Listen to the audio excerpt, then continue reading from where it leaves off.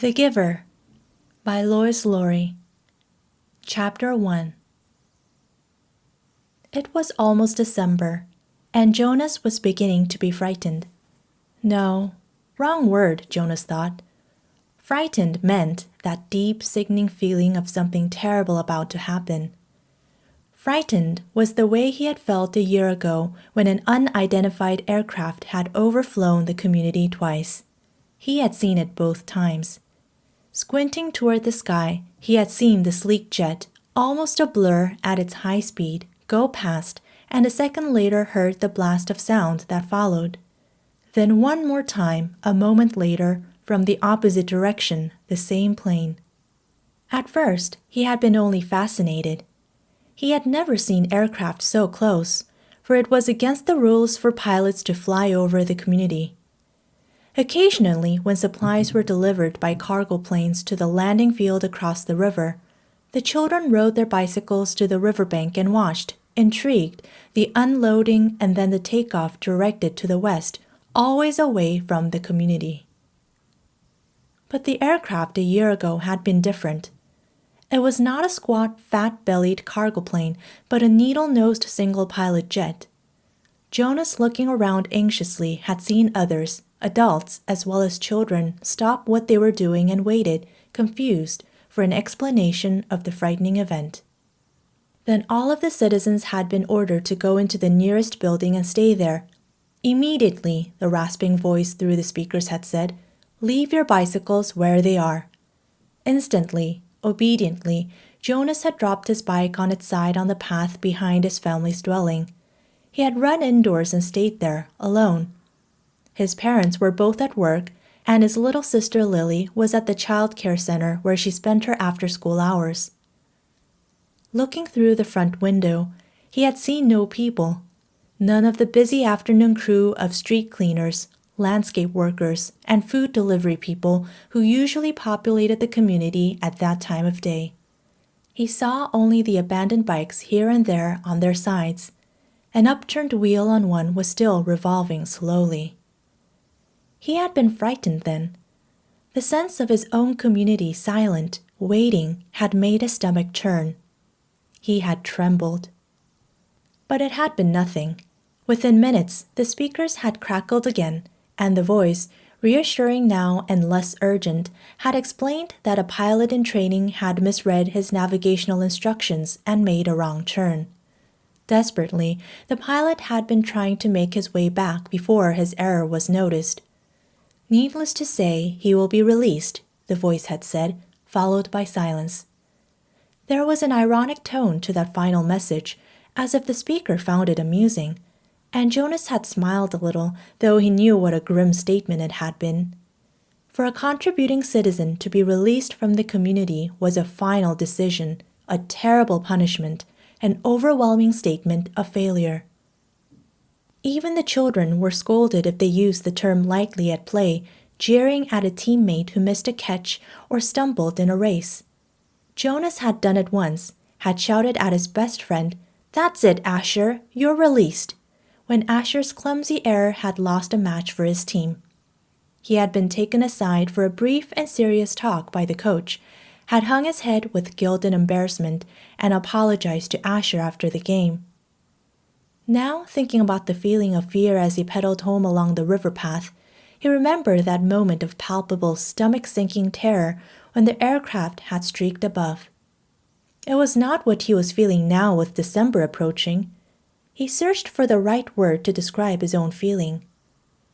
Jonas was careful about language, not like his friend Asher, who talked too fast and mixed things up, scrambling words and phrases until they were barely recognizable and often very funny. Jonas grinned, remembering the morning that Asher had dashed into the classroom, late as usual, arriving breathlessly in the middle of the chanting of the morning anthem. When the class took their seats at the conclusion of the patriotic hymn, Asher remained standing to make his public apology as was required. "I apologize for inconveniencing my learning community," Asher ran through the standard apology phrase rapidly, still catching his breath.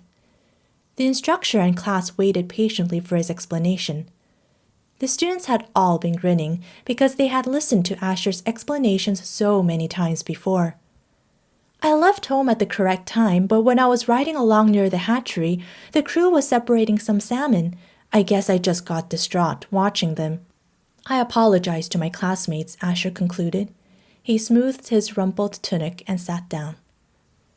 We accept your apology, Asher, the class recited the standard response in unison.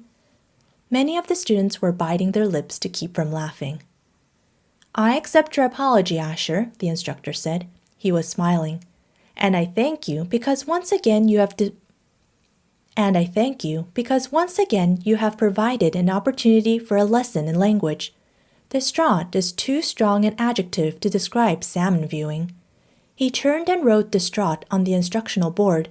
Beside it, he wrote distracted. Jonas, nearing his home now, smiled at the recollection. Thinking, still, as he wheeled his bike into its narrow port beside the door, he realized that frightened was the wrong word to describe his feelings now that December was almost here. It was too strong an adjective. He had waited a long time for this special December.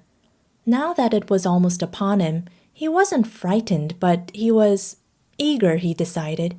He was eager for it to come. And he was excited, certainly. All of the 11s were excited about the event that would be coming so soon. But there was a little shudder of nervousness when he thought about it, about what might happen. Apprehensive, Jonas decided. That's what I am. Who wants to be the first tonight for feelings? Jonas's father asked at the conclusion of their evening meal. It was one of the rituals, the evening telling of feelings. Sometimes Jonas and his sister Lily argued over turns, over who would get to go first. Their parents, of course, were part of the ritual. They too told their feelings each evening. But like all parents, all adults, they didn't fight and wheedle for their turn. Nor did Jonas tonight. His feelings were too complicated this evening. He wanted to share them, but he wasn't eager to begin the process of sifting through his own complicated emotions, even with the help that he knew his parents could give. You go, Lily, he said, seeing his sister, who was much younger, only a 7, wiggling with impatience in her chair. I felt very angry this afternoon, Lily announced. My childcare group was at the play area, and we had a visiting group of 7s, and they didn't obey the rules at all. One of them, a male, I don't know his name, kept going right to the front of the line for the slide, even though the rest of us were all waiting. I felt so angry at him. I made my hand into a fist like this. She held up a clenched fist, and the rest of the family smiled at her small defiant gesture. Why do you think the visitors didn't obey the rules? Mother asked. Lily considered and shook her head. I don't know. They acted like... Animals? Jonas suggested. He laughed. That's right, Lily said, laughing too, like animals. Neither child knew what the word meant exactly, but it was often used to describe someone uneducated or clumsy, someone who didn't fit in. Where were the visitors from? Father asked. Lily frowned, trying to remember. Our leader told us when he made the welcome speech, but I can't remember. I guess I wasn't paying attention. It was from another community. They had to leave very early, and they had their midday meal on the bus. Mother nodded. Do you think it's possible that their rules may be different, and so they simply didn't know what your play area rules were? Lily shrugged and nodded. I suppose. You visited other communities, haven't you? Jonas asked. My group has, often. Lily nodded again. When we were 6s, we went and shared a whole school day with a group of 6s in their community. How did you feel when you were there? Lily frowned. I felt strange, because their methods were different. They were learning usages that my group hadn't learned yet, so we felt stupid. Father was listening with interest. I'm thinking, Lily, he said, about the boy who didn't obey the rules today. Do you think it's possible that he felt strange and stupid being in a new place with rules that he didn't know about? Lily pondered that. Yes, she said finally. I feel a little sorry for him, Jonas said, even though I don't even know him. I feel sorry for anyone who is in a place where he feels strange and stupid. How do you feel now, Lily? Father asked. Still angry? I guess not, Lily decided. I guess I feel a little sorry for him, and sorry I made a fist. She grinned. Jonas smiled back at his sister. Lily's feelings were always straightforward, fairly simple, usually easy to resolve. He guessed that his own had been too when he was a 7. He listened politely, though not very attentively, while his father took his turn, describing a feeling of worry that he'd had that day at work, a concern about one of the new children who wasn't doing well. Jonas's father's title was nurturer.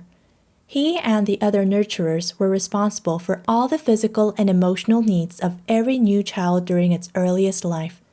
It was a very important job, Jonas knew, but it wasn't one that interested him much. What gender is it? Lily asked. Male, Father said. He's a sweet little male with a lovely disposition, but he isn't growing as fast as he should, and he doesn't sleep soundly.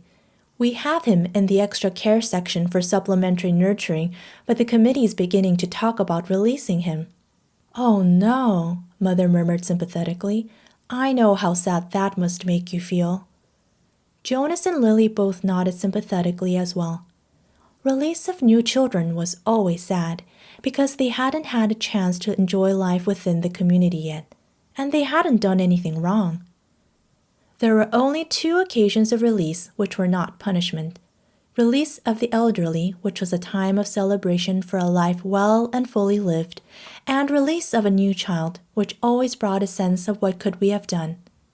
This was especially troubling for the nurturers like Father, who felt they had failed somehow, but it happened very rarely. Well, Father said, I'm going to keep trying. I may ask the committee for permission to bring him here at night if you don't mind. You know what the night crew nurturers are like. I think this little guy needs something extra. Of course, Mother said, and Jonas and Lily nodded. They had heard Father complain about the night crew before. It was a lesser job, night crew nurturing, assigned to those who lacked the interest or skills or insight for the more vital jobs of the daytime hours. Most of the people on the night crew had not even been given spouses because they lacked, somehow, the essential capacity to connect to others, which was required for the creation of a family unit. Maybe we could even keep him, Lily suggested sweetly, trying to look innocent. The look was fake, Jonas knew. They all knew. Lily, Mother reminded her, smiling, you know the rules. 2 children, 1 male, 1 female, to each family unit. It was written very clearly in the rules. Lily giggled. Well, she said, I thought maybe just this once. Next, Mother, who held a prominent position at the Department of Justice, talked about her feelings. Today, a repeat offender had been brought before her, someone who had broken the rules before, someone who she hoped had been adequately and fairly punished, and who had been restored to his place, to his job, his home, his family unit. To see him brought before her a second time caused her overwhelming feelings of frustration and anger, and even guilt that she hadn't made a difference in his life. I feel frightened too for him, she confessed. You know that there is no third chance. The rules say that if there is a third transgression, he simply has to be released. Jonas shivered. He knew it happened. There was even a boy in his group of 11s whose father had been released years before. No one ever mentioned it. The disgrace was unspeakable. It was hard to imagine. Lily stood up and went to her mother. She stroked her mother's arm. From his place at the table, Father reached over and took her hand. Jonas reached for the other. One by one, they comforted her. Soon she smiled, thanked them, and murmured that she felt soothed. The ritual continued. Jonas, Father asked, you're last tonight. Jonas sighed. This evening he almost would have preferred to keep his feelings hidden, but it was, of course, against the rules. I'm feeling apprehensive, he confessed, glad that the appropriate descriptive word had finally come to him. Why is that, son? His father looked concerned. I know there's really nothing to worry about, Jonas explained, and that every adult has been through it. I know you have, Father, and you too, Mother, but it's the ceremony that I'm apprehensive about.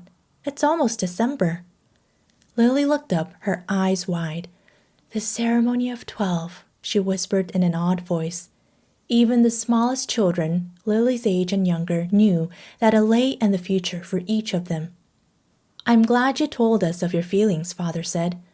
Lily, Mother said, beckoning to the little girl, go on now and get into your night clothes. Father and I are going to stay here and talk to Jonas for a while. Lily sighed, but obediently she got down from her chair. Privately? She asked. Mother nodded. Yes, she said.